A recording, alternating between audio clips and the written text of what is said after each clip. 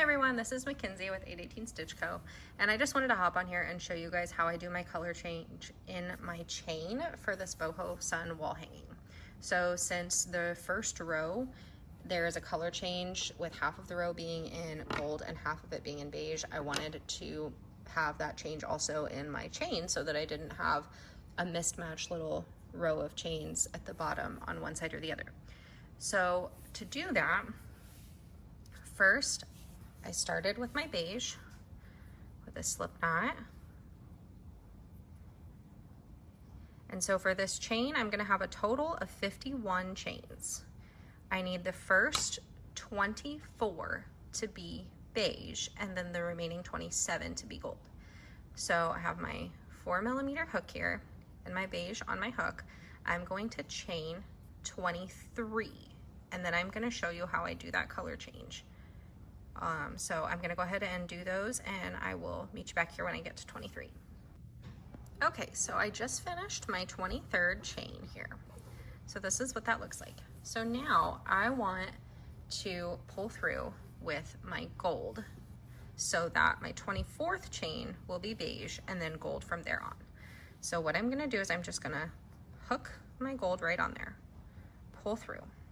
So now you can see, if I were to count, I would have 23, and then this last one right here would be my 24th beige. So you want to chain 23 in beige and then pull your other color through, your gold, so that that 24th chain is still beige, and then the remaining chains will be gold. So I'm gonna go ahead and keep chaining with my gold. I'm gonna chain 27 more to get to 51 total. And then I will meet you back here to show you what I do next. Okay, so now I have finished my foundation chain with my color change, and this is what that looks like. And so I don't know how well you can see this, but those chains have loosened up a little bit right here where that color change is. That's okay. When I come back through with my first row, I can tighten those up. So now what I'm gonna do is I'm going to start my first row in the second chain from the hook. And so I am going to single crochet gold all the way up to this point, and then I'm going to color change back to beige and single crochet in the rest of these chains. So I'm gonna do that now, and then I will show you how I change my color right here with my single crochets in row 1. Okay, so here's where I'm at now that I am ready to change color back to beige to finish out row 1. So as you can see, these chains where I changed color are a little loosened up. So I'm just gonna give a small pull on those two tails. Now here's where it gets a little bit tricky. So I did leave my beige attached here. Don't cut that off, because you're gonna pick it back up at the color change right here.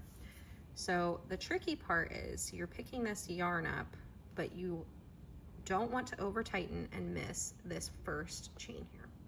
So I'm gonna show you how I do this. I need one more single crochet in that last gold chain. And then I'm gonna change color. So I'm not gonna pull through, and I'm going to grab my beige to pull through that last step, those last two loops.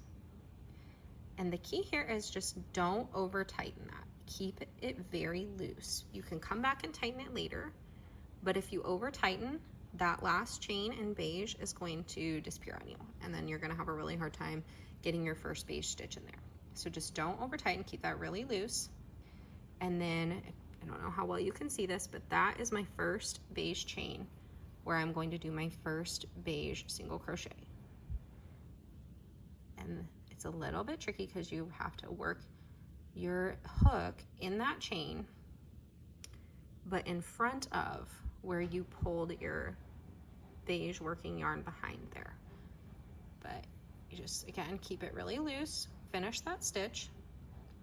I usually go on and do another one just to kind of make sure that's nice and secure.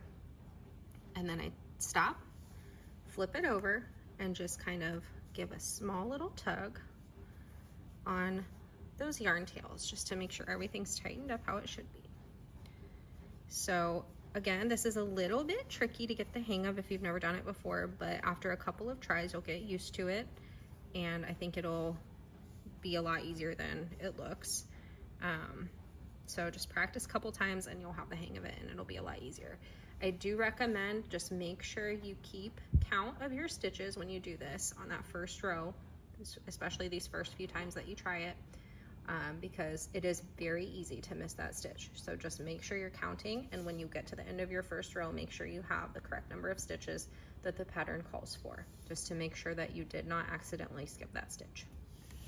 So I hope that helps show you how I do that. Now I'm gonna finish row 1 with my beige color here and continue on with my pattern, but hopefully that helps clear up if there's any confusion when you read the pattern about changing color in the chain. Thanks for watching.